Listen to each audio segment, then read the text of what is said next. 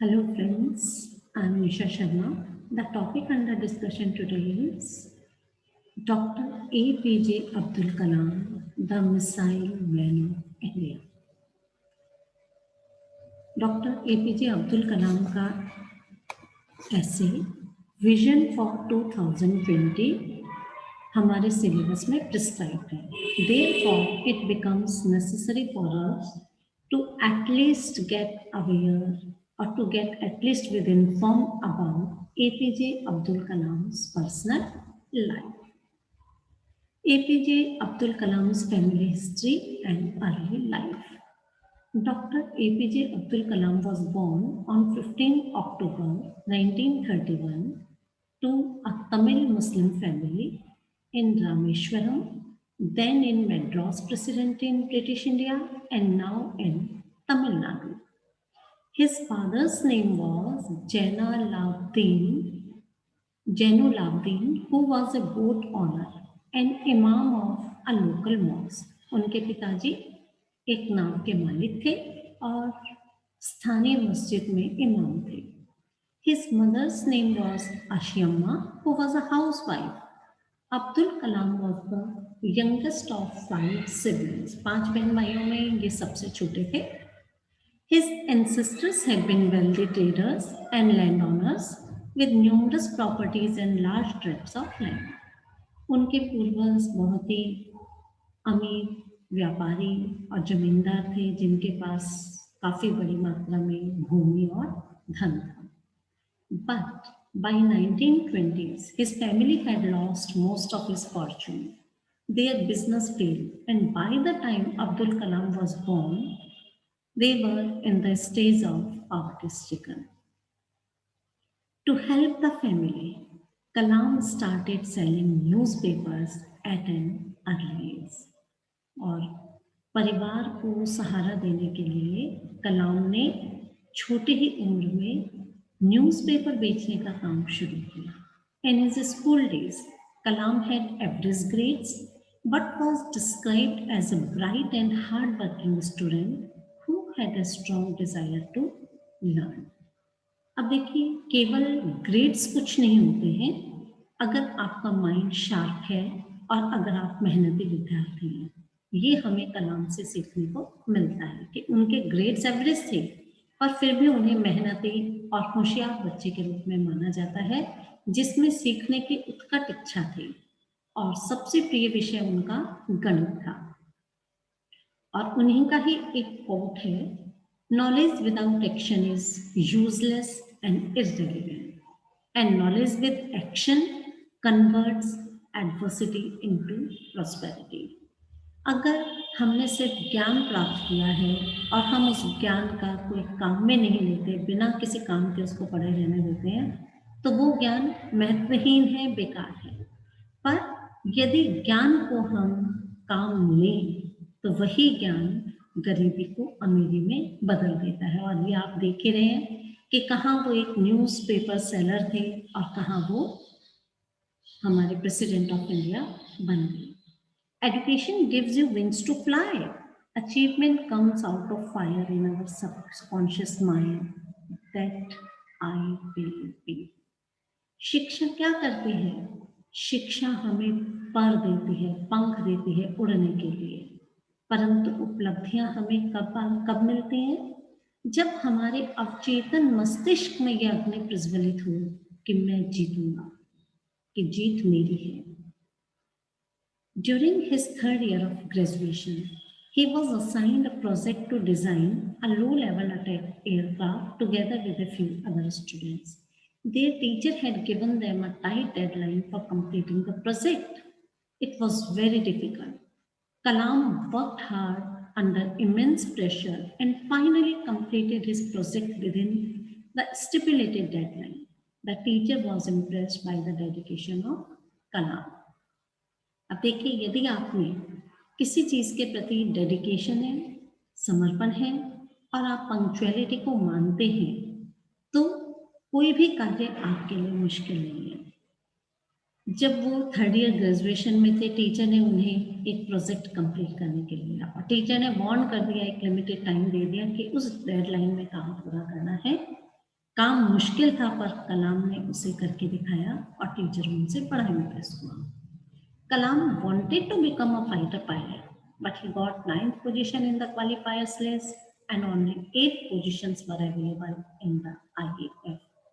हमें जीवन में जरा सी असफलता मिल जाती है तो हम निराश हो जाते हैं, पर आप देखिए कलाम जो थे वे फाइटर पायलट बनना चाहते थे, पर पायलट के लिए केवल 8 पोजीशंस अवेलेबल थी इंडियन एयर फोर्स में, जबकि कलाम 9वें नंबर पर थे, पर फिर भी वो निराश नहीं हुए। Now his career.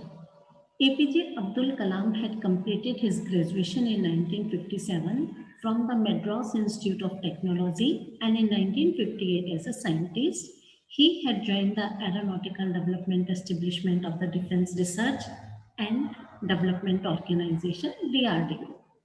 In the early 1960s, he worked with the Indian National Committee for Space Research under the renowned space scientist Vikram Sarabhai. He was not much satisfied with his work at DRDO, and when he received transfer order to the ISRO in 1969, he became happy. There he served as the project director of the SLV-3, which successfully deployed the Rohini satellite in near-Earth orbit in July 1980. It is India's first indigenously designed and produced a satellite launch vehicle. Dream is not that which you see while sleeping. It is something that does not let you sleep. अब देखिए कलाम का क्या कहना है, सपना वो नहीं है जो आप सोते हुए देखते हो, सपना तो वो है जो आपको सोने ही ना दे। Under the leadership of Abdul Kalam, the project of IGMDP proved to be successful by producing missiles like the first Prithvi missile in 1988 and then the Agni missile in 1989. Due to his contribution, he was known as Missile Man of India. Abdul Kalam के नेतृत्व में ही IGMDP project के अंतर्गत उन्होंने 1988 में पहली पृथ्वी missile और बाद में अग्नि मिसाइल जो है उसको सफल उसका प्रत्यारोपण किया, उसको प्रोड्यूस किया, और उनके इसी योगदान के कारण उन्हें भारत के मिसाइल मैन के रूप में माना जाता है। Due to his contribution, the government of India awarded him the highest civilian award. Abdul Kalam played a major role in conducting the Pokhran, a series of 5 nuclear bomb test explosions in May 1998. With the success of these tests, he got the status of a national hero, and then Prime Minister Atal Bihari Vajpayee declared India a full-fledged nuclear state. और 1998 में पोखरण में भारत ने 5 nuclear test explosion किए, और उनकी सफलता के कारण ही भारत में उनका दर्जा एक राष्ट्रीय हीरो के रूप में हुआ, और उन्हीं के कारण अटल बिहारी वाजपेयी जो कि उस समय प्रधानमंत्री थे, उन्होंने भारत को पूरी तरह एक न्यूक्लियर स्टेट के रूप में डिक्लेयर किया। Not this much. APJ Abdul Kalam in 1998 proposed a country-wide plan called Technology Vision 2020 to make India a developed nation by the year 2020, and suggested nuclear empowerment, various technological innovations, improvement of agricultural productivity, etc. 1998 में उन्होंने देशव्यापी एक योजना बनाई जिसे उन्होंने तकनीकी स्वप्न 2020 का नाम दिया, जिसका उद्देश्य भारत को 2020 तक न्यूक्लियर पावर के रूप में शक्तिशाली बनाना, साथ ही कई तकनीकी प्रयोग करना और एग्रीकल्चरल प्रोडक्टिविटी में कृषि के क्षेत्र में सुधार करना इत्यादि थे।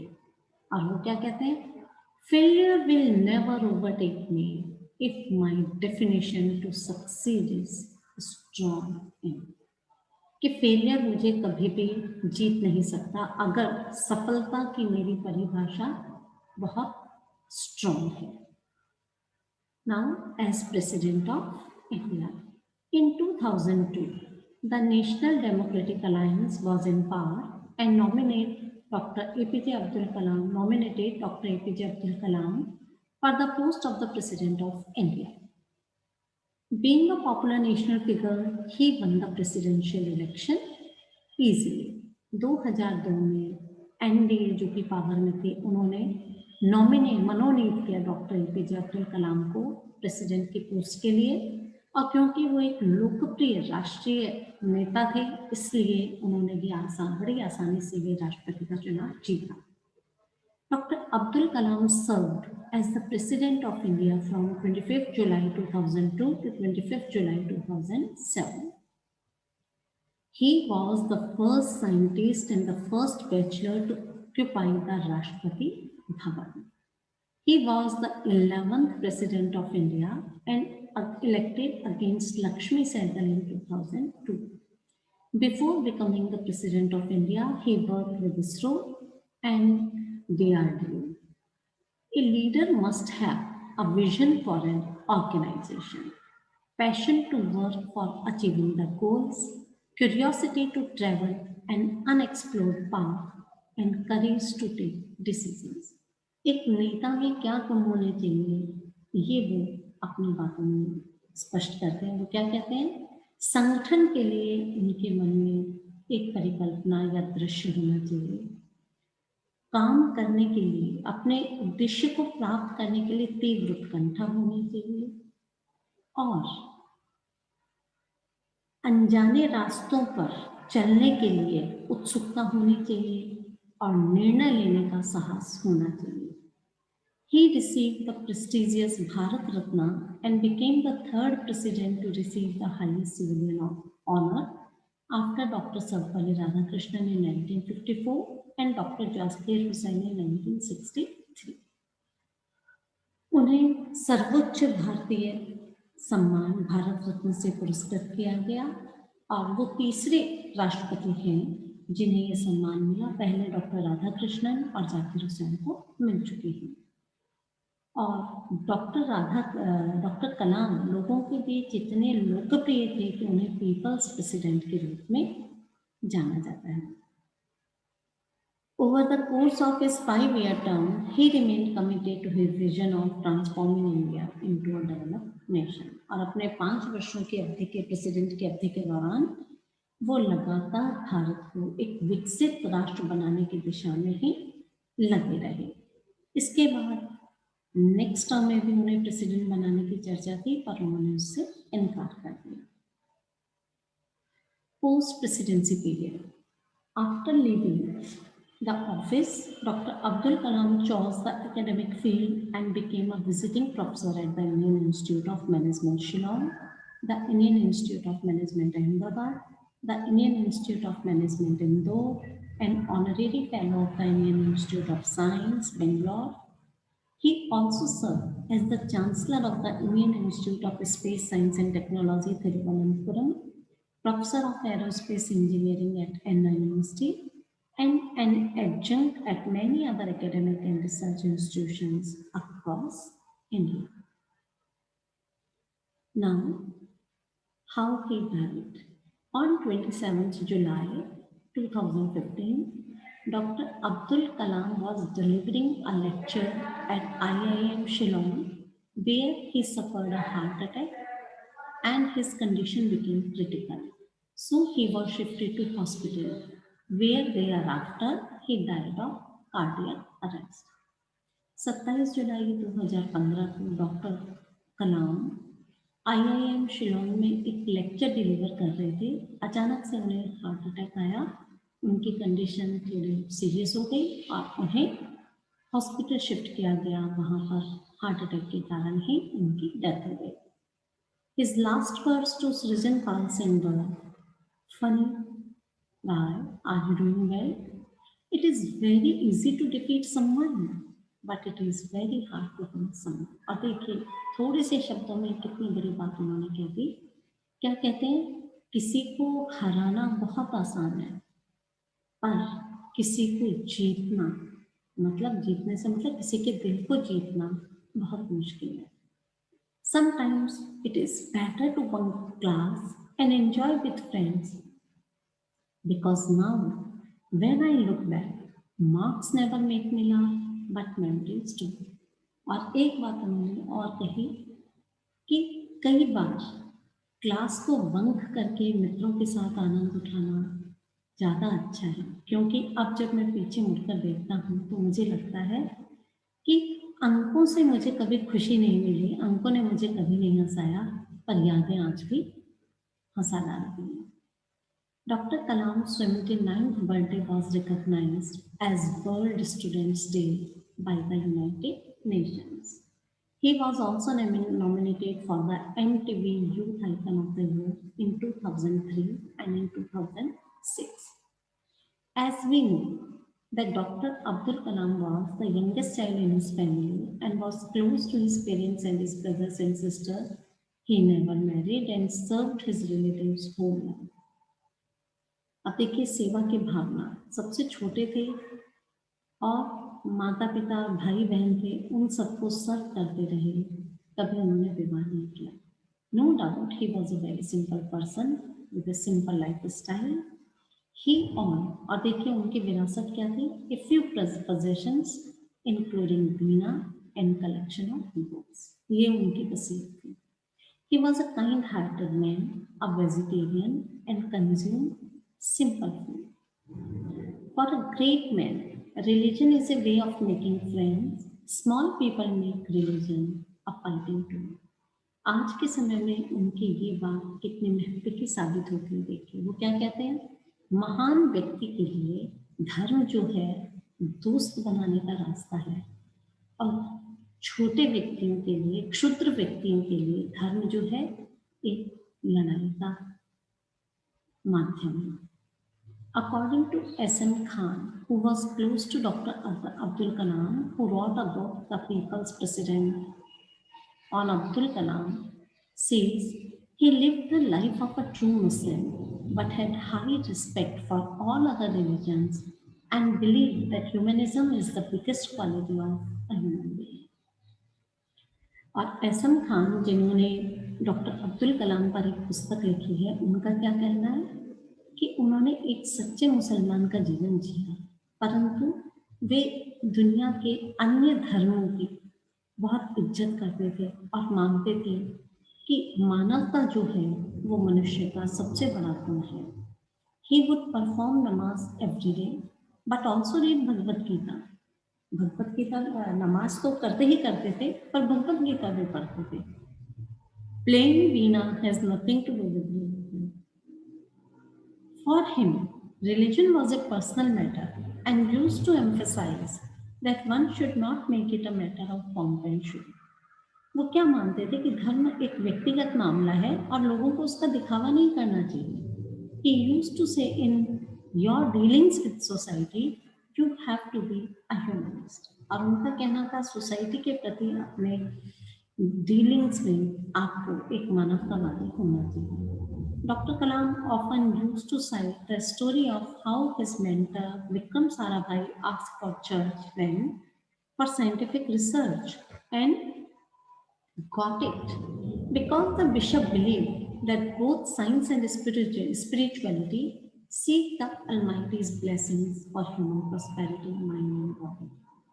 और वो एक वक्तव्य बताते थे कि उनके मेंटर विक्रम साराभाई ने चर्च की जमीन की डिमांड की साइंस लेबोरेटरी के लिए, और वो उन्हें मिले भी, क्योंकि चर्च के जो बिशप थे उनका ये मानना था कि विज्ञान और आध्यात्मिकता दोनों ही ईश्वर की ब्लेसिंग्स को चाहते हैं। किसके लिए?